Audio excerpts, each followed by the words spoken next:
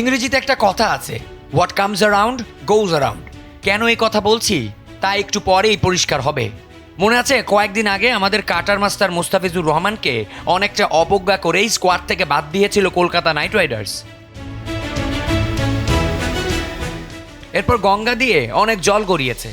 বাংলাদেশ টি-20 বিশ্বকাপ বয়কট করলো, পাকিস্তানও ভারতের সাথে খেলবে না বলে খেলে চরম অপদস্থ হয়ে ফিরল।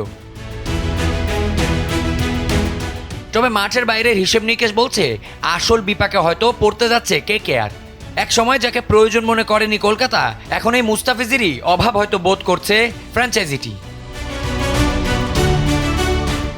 দলের মূল পেসার হার্ষিদ রানার ইনজুরি আর ডেথ ওভারে রান আটকে রাখার মতো বিধ্বস্ত বলারের অভাবে এখন দিশেহারা নাইট রাইডার শিবির। যদিও পাথিরানা ভরসা ছিল, কিন্তু গেল সোমবার অস্ট্রেলিয়ার বিপক্ষে শ্রীলঙ্কান এই পেসারের ইনজুরিতে মাথায় হাত KKR শিবিরের।